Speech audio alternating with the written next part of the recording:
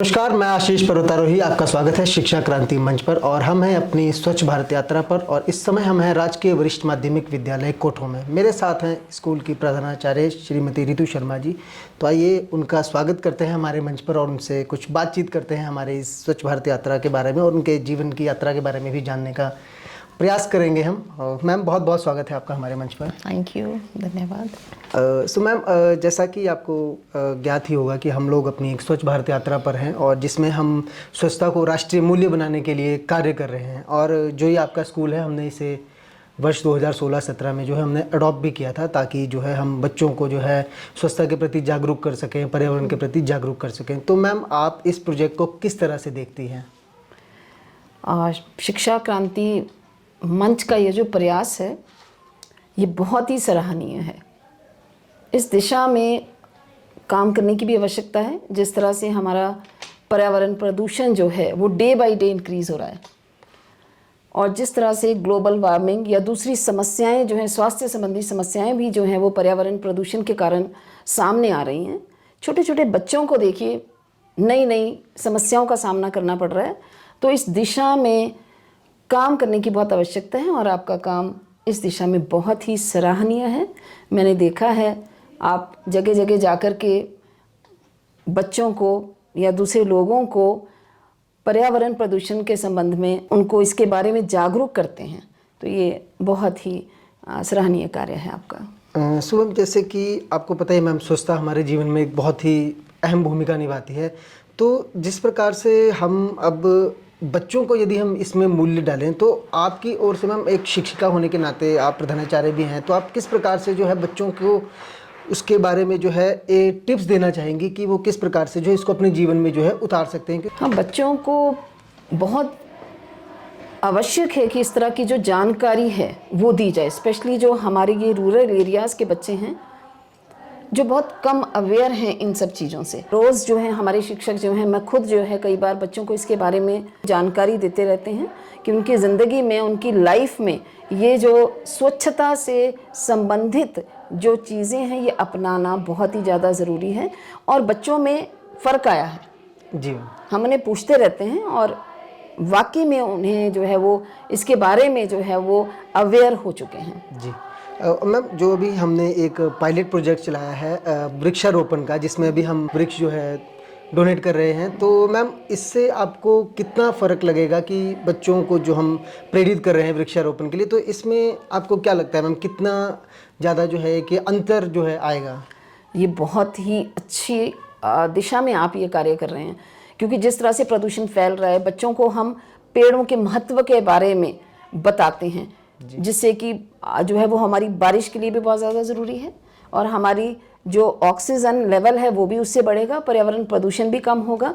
तो ये बच्चे, हम पहले भी यहाँ बच्चों से कुछ पौधे अपने स्कूल में भी लगवा चुके हैं। तो बच्चे बड़े प्यार से जो है रोज़ जाकर के उनको पानी देते हैं, वहाँ सफाई करते हैं और उन्हें मालूम है इसके महत्व के बारे में। तो ये इस दिशा में आपका बहुत ही अच्छा काम है कि वो पौधे जो हैं, एक तो पर्यावरण प्रदूषण को कम करेंगे और दूसरा, हमें अगर वो फल वाले पौधे हैं या कोई फॉडर से संबंधित कोई इस तरह का पौधे आप उनको दे रहे हैं, तो ये दूसरे काम भी जो है ये कर पाएंगे। जी मैम, बहुत बहुत धन्यवाद मैम आपका। और ये थी बात वृक्षारोपण और स्वच्छता की। तो आइए मैम के थोड़े जीवन यात्रा के बारे में भी जानते हैं, प्रकाश डालते हैं उस पर कि किस प्रकार का मैम की यात्रा रही, किस प्रकार से उन्होंने अपने जीवन की जो एक बतौर शिक्षिका जो है करियर में शुरुआत करी है। तो मैम, हम चाहेंगे कि आप हमारे व्यूवर्स को थोड़ा सा अपने जीवन के बारे में बताएं कि किस तरह आपकी यात्रा रही है बतौर शिक्षिका जी। बिल्कुल, ज़रूर। जी मैम। मैंने 97 में प्रवक्ता अर्थशास्त्र के रूप में हमारे शिक्षा विभाग में ज्वाइन किया था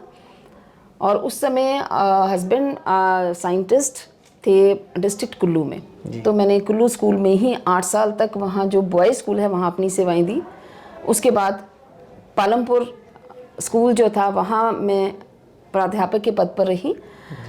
पालमपुर के बाद, क्योंकि जहाँ जहाँ हस्बैंड की ट्रांसफ़र होती रही तो वहाँ वहाँ जो है हमें जाना पड़ा। तो अब 2007 से मैं ज़िला सोलन में कार्यरत हूँ और अर्थशास्त्र जो है वो मेरा बड़ा प्रिय सब्जेक्ट है। मुझे लगता है कि सुबह उठने से लेकर रात के सोने तक ये अर्थशास्त्र जो है ये हमारे साथ जुड़ा हुआ है। ये हमें पता नहीं है, जो अर्थशास्त्र नहीं पढ़ते हैं उनको पता नहीं अर्थशास्त्र क्या है, लेकिन वो सुबह से शाम तक इसी से ही संबंधित कार्य जो है वो करते हैं। बिना इसके तो मुझे लगता है कि ना घर चल सकता है, जी बिल्कुल, ना हमारा समाज, ना हमारा देश, ना ये विश्व।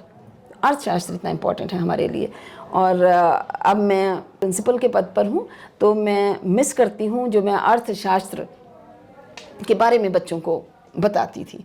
जी और एक मैं स्ट्रिक्ट टीचर रही हूँ और अभी भी मैं स्ट्रिक्ट हूँ, क्योंकि मुझे लगता है कि बच्चों में जो वैल्यूज़ हैं, अगर उनको हमें उनमें इनकलकेट करना है तो थोड़ा हमें उनके साथ स्ट्रिक्ट भी रहना पड़ेगा। कभी कभी जो है थोड़ा सा लीनियंसी भी रखनी पड़ती है। लेकिन बहुत अच्छा सफ़र मेरा रहा और मैंने ये देखा कि जो हमारे बच्चे जो कम ध्यान देते थे पढ़ाई के लिए, वो अगर हम उनको अच्छे से पढ़ाएं तो वो स्ट्रिक्टनेस के लिए भी बुरा नहीं मानते हैं, वो आज तक याद करते हैं। और मुझे याद है कि केवल 1-2 वर्ष छोड़ करके मेरा जो परीक्षा परिणाम है वो 100% रहा है। तो इस बात की भी मुझे बहुत खुशी है कि बच्चों में मैं वो चीज़ उनमें पैदा कर पाई जिसके लिए मैं सरकार से मुझे जो है ये सैलरी भी मिलती है, तो मुझे उतना काम भी उनके लिए करना चाहिए। मैम, जैसा कि आपने भी बताया कि अर्थशास्त्र हमारे सवेरे उठने से लेकर रात के सोने तक जो है पूरी तरह से हमारे जीवन में बसा हुआ है, तो मैं जानना चाहूँगा कि आपकी रुचि किस तरह से इस विषय में जो है उत्पन्न हुई, क्योंकि वैसे तो महिलाओं का तो अर्थशास्त्र में ज़्यादा वो रहता ही है, क्योंकि वो घर कहीं ना कहीं संभालती हैं, अर्थव्यवस्था संभालती हैं पूरे परिवार की। लेकिन मैम, कोई ऐसा वाकया जो आप हमारे साथ साझा करना चाहें? ऐसा है कि मैं वैसे मेरा बैकग्राउंड जो है वो एक साइंस स्टूडेंट का रहा है।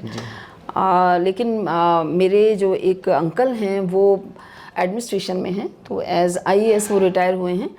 तो उनकी वजह से, क्योंकि उनकी अर्थशास्त्र में रुचि थी, उनके साथ बात करते करते तो मेरी भी सब्जेक्ट में रुचि होगी। और मेरा भी जो एम था पहले वो यही था कि मैं भी सिविल सर्विसेज के लिए कोशिश करूँगी। लेकिन ये है कि हमेशा कोशिशें कामयाब नहीं होती हैं। इस तरह से उनकी वजह से अर्थशास्त्र में जो है मेरी रुचि हुई है और एक सब्जेक्ट मैंने सिविल सर्विसेज के लिए अर्थशास्त्र रखा था। जी मैम, बहुत बहुत धन्यवाद आपका हमें इतना कीमती समय देने के लिए। ये थी रितु शर्मा जी, प्रिंसिपल राजकीय वरिष्ठ माध्यमिक पाठशाला कोठो की। और आपसे अगले सत्र में फिर मिलेंगे, एक नए प्रश्न, नई पहचान, नए संस्थान, नए स्थान पर। तब तक के लिए जय हिंद, जय भारत, जय विश्व। धन्यवाद।